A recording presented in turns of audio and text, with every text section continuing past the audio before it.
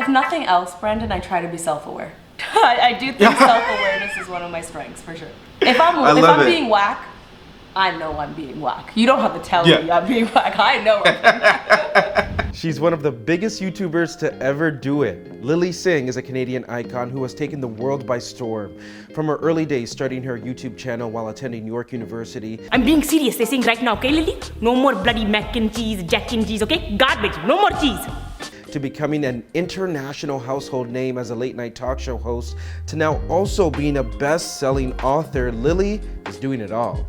But all that success can also lead to a lot of stress. It's why she's written a new book titled Be a Triangle in aims of teaching all of us how to practice more self-love and to have a stronger foundation. Let's bring in Lilly to hear more. Lilly Singh on the BG Show. My girl! Oh my God, I'm happy to be here. Thanks for having me. I'm so excited that you're here. Our entire team is so excited that you're here. First off, I just want to congratulate you on all your recent success. Canada's Got Talent. Yay. Big. How was that, by the way? First of all, thank you. It's honestly one of the most fun things I've ever done in my life. Like, I was a little stressed going into it, being like, are they gonna let me be me? Am I gonna have to like, is it a lot of pressure to have to like let certain people through? But no, they let me be completely myself. It's so much fun. All the other judges are amazing. And you know, I'm a proud Canadian, so it was a dream. I know, and you got to work with some really dope people.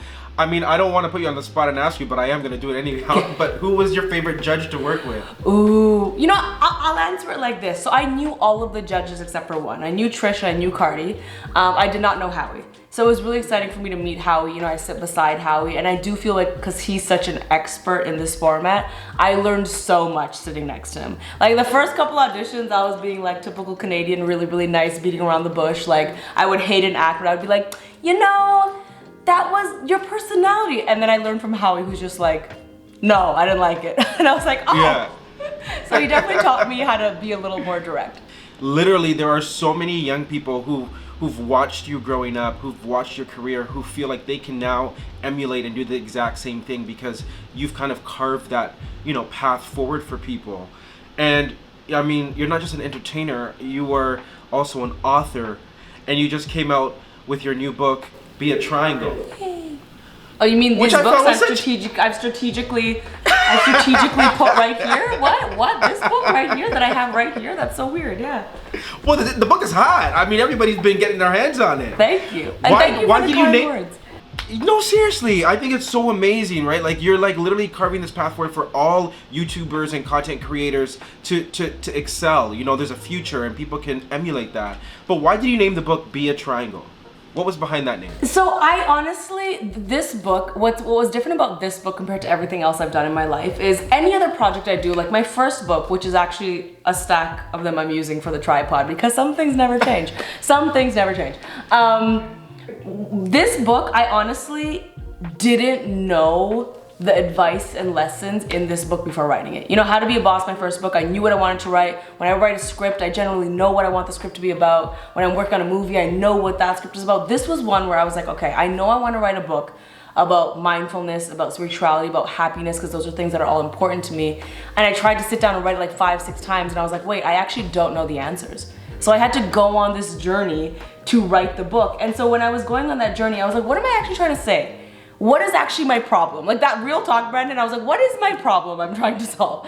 And the problem was that I feel like I've never really had a solid foundation in life. And what I mean by that, because I know that can sound kind of fluffy, is like in this industry where there's highs and lows and I'm doing different things and this career is such a whirlwind, I feel like I never have something to come back home to, like a belief system to come back home to. Whether I have a good day or a bad day, my life would just kind of teeter in whatever direction. I never had like a solid belief system. And so when I started to Google solid foundation, the triangle came up because it's structurally the strongest shape because it has such a strong foundation. So I thought, that's how I want to build my life. I want to be a triangle. And then I told my publisher and they're like, what? What's this title? But I was very adamant on keeping it Be a Triangle because I felt it spoke to the message the best. You know, working in the entertainment industry, it looks so glamorous, fabulous. Everybody wants to be in it, it feels like. But like you said, there are highs, there are lows.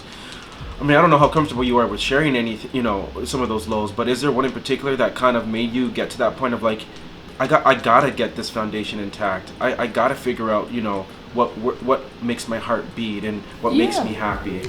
Absolutely. I think, you're absolutely right. I don't want to sit here and pretend like it's not a huge privilege to be in my position. I'm fully aware that my job is a lot of fun and it comes with a lot of perks, and I'm fully aware of that. But I think it's also naive for people to think that it is completely a breeze. At the end of the day, celebrities are still humans. They still have feelings. They still have mental health they need to worry about, and they are probably people in the public eye are probably the top of the list of people who are torn apart, who are criticized, who it doesn't matter if it's just them doing their job, they're going to be criticized to their face, to their family, in such a degree where no matter who you are, it's gonna hurt. And so I think me realizing that that's always going to be a part of being in the public eye, whether I do my best or whether I don't try at all, I'll probably get the same reaction from some people. That was really for me a sign that I needed to build a strong place in my heart where it's like, I can't let every little thing affect me, or I would never survive in this industry.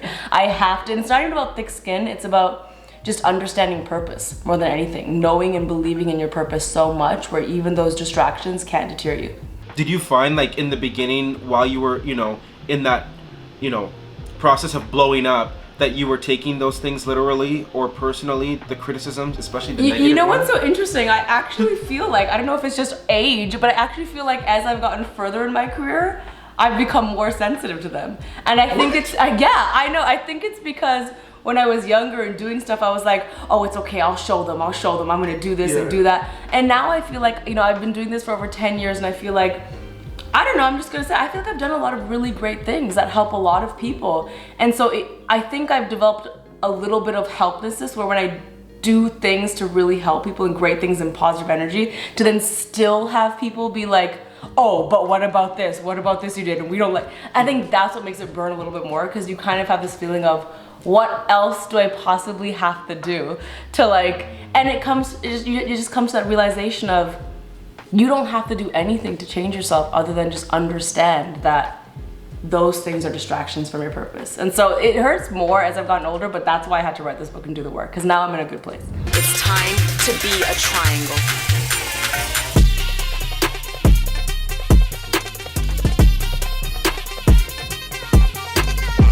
Yeah, and you were vulnerable in this book. Like, I know that you also brought up your family in this book, and how they look at life, and how it's sometimes it's not their, and I feel like I related to that, where it's like, you come from immigrants, my family comes from immigrants, Jamaica, and there's never that moment enough for them to like relax or learn that work-life balance, right? There's always a hustle mentality. Why was that important for you to share that type of message? I think it's important because in this book, for the first time in my life, I questioned why I do the things I do and why I am the way I am. I think for so much of my life, I've just been frustrated at myself for being a certain way and just concluded like, that's just my personality. I work really hard and I'm a workaholic because I love my job and that's just who I am. But no, I actually wanted to like dissect, why is it that you latch on, Lily, to like career stuff and goals, and why still sometimes when you have all that stuff are you unhappy? And to really get to the answer of those things, you have to dissect where you come from, and you have to dissect the trauma of your parents and their parents' parents to understand that like, hey, these behaviors and thoughts are learned. Because it also allows us to not beat ourselves up so badly. It's not just a flaw in you, it's a learned trauma more often than not. Mm-hmm. And that just means that you have to do the work to recognize it and unlearn it. And then also give other people grace, realizing that sometimes it's their trauma as well, So who is Lilly Singh now? Like if you were, I don't know if anybody's ever asked you that, but like, how would you define yourself now? Or are you even definable right now? That's a really good question. I don't think anyone's ever asked me that, Brendan. Good question. Thank you. Yeah. Besides me being a #1 Brandon fan, let me think. Who is Lilly Singh? We're gonna use that clip, by the way, in our promos. Use that clip, baby. Do it. Hit it. Put it in the promo. You have my full blessing. I would say that I don't think as a whole Lilly Singh is definable. I think I have stages of growth, and so I think the stage of growth I'm in right now is Lilly Singh is, first of all, always going to be a student for life. I'm always going to be flawed, always going to be growing. And I think who Lilly Singh is right now is a human being who gives herself permission to be human. And I know that sounds very basic, but for me, it's a big deal. Because I think for a lot of my life, especially when I come up on YouTube, I was so mechanic and so critical of myself and striving for perfectionism and I still am like that. I still hustle hard, I still want things, but I give myself a little grace to be a human. Like, hey, You want to have a lazy day? You don't need to feel guilty about it. Yeah, I love that though. Would you say Lilly Singh is more happier now than she was 10 years ago? Like, where would you rate your scale of your happiness now? You know, that's an interesting question because my tempted answer was to say yes, but I don't think that's fair because I think 10 years ago I was also very, very happy at moments. I think more than anything is my definition of happiness has changed. I think the things that made me happy 10 years ago may not be the things that make me happy now. I think I have just, like I said, finally treating myself like the best friend I should have all along, which is still hustling. A lot of people think when I talk like this, that means I'm not gonna hustle and I'm not. No, I still have a vision board full of goals, I still hustle, but I think I'm doing it as my friend now, not as my critic. I'm doing it as someone cheering myself on, someone who's giving myself grace, not as someone that's like, if you don't do this, it's the end. You know, I'm having fun. I think that's the difference. I'm prioritizing fun. Yeah, I love that you're prioritizing fun. I also saw that you prioritize a jet for you and your family to take you because you were so busy. I'm not gonna lie, you booked paying it for that busy. jet wasn't fun, but the jet itself was fun. But yes, we're still frugal out here on these streets. Hey, if you could look back, you know, to younger Lilly, who was coming up, just graduated York, you know, was doing her thing on YouTube, knowing all that you know now, what would you tell her? If I'm being honest, I don't think I would tell her to change anything. There was a period of time where I was like, oh, I wish I started earlier. You know, I wish I'd gotten, but I don't. I think everything I was before I started YouTube was crucial for me to succeed in the way I did. And so I don't think I would change anything.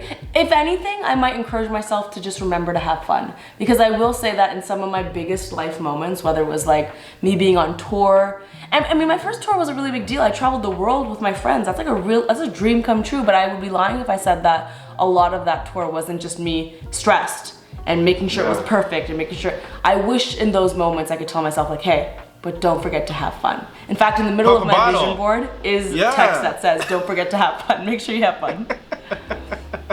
I was gonna say, you should have popped a bottle with your friends, unless you guys we did probably that. did, don't get me wrong, but I'm just saying, it could have been a lot more if I just like stepped it, like for example on stage, I don't know if I was ever really present, as opposed to like remembering my cues and making sure I excelled, you know? You know, that's some really deep, like, self-awareness that you're on right now. I respect that so much. If nothing else, Brandon, I try to be self-aware. I do think self-awareness is one of my strengths, for sure. If I'm being whack, I know I'm being whack. You don't have to tell me I'm being whack. I know it. All right, Lilly, I want to do something fun with you. Can we do a rapid fire? Let's do it. Period. Yeah. Okay. Hit me. I'm gonna hit you, and you can't. You literally can only think for 1 second, and then you just gotta spill out the answer. Okay. You got it? Okay. Question number 1. What is your favorite food? Macaroni and cheese. What? Macaroni and cheese? Yes. And I'm talking I'm talking the cheap like Kraft Dinner cardboard box, 99¢. Oh, so you don't like the fancy ones where they get like the crust on there? Don't hit me with a sharp cheddar. Don't even step to me with the sharp cheddar. Okay. Preferred city, Toronto or Montreal? This is not even a question for me. Toronto. Oh, okay. Toronto, 100%. Okay. Toronto, ride or die. Toronto versus everybody, baby. East End or West End? East. Scarborough. Woo! Scarborough. Woo! Through and through Scarborough. I said what I said. Okay. No takes back. My dog's name is Scarborough. I said what I said. Done talk. Okay. Who's your celebrity crush? I think until the end of time, it's gonna be The Rock. Everybody knows this. Even though he's more of like my mentor now, and I'm sure he's weird by me saying this over and over again, but I'm still gonna say I'll love him forever. Patties or empanadas? Ooh, I'm gonna have to go with patties. I'm gonna have to go with patties. So I know you're a real one. I know you're a real one. I had one in high school every day for lunch. Okay, favorite travel destination? Okay, I'm gonna have to say Singapore. I really love Singapore. Yeah, why? I've never been there. It's just such a first of all, it's so clean, everyone's so nice, and it's such a beautiful blend of like cityscape but forestry. They've really figured out that vibe, and I like it a lot. Favorite Drake song? Drake song? Yeah.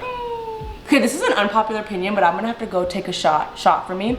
I was gonna say... No, that's a great song! I love that song! Because it's not like a single, you know, I was gonna say like some single that's really popular, but I feel like Shot for me, that one hits. Because that's like petty song, and I enjoy Drake's petty side, where I like think of all my exes during that song, and I'm like, that's right, regret, be full of regret. So I love when he taps into his petty side. So Shot for me is my vibe. Lily, thank you so much for joining me on the BG Show. It's always such a pleasure to see you. We're always cheering you on. And for everybody watching, remember, go grab the book, Be a Triangle. Thank you so much. And We I love want you, to say Lily. thank you to you and congratulations to you on all your success. And it makes me so proud to see you doing so well and working so hard. And your team is also so hardworking and lovely. And I wish you nothing but so much success. I'm also cheering you all on. So thank you.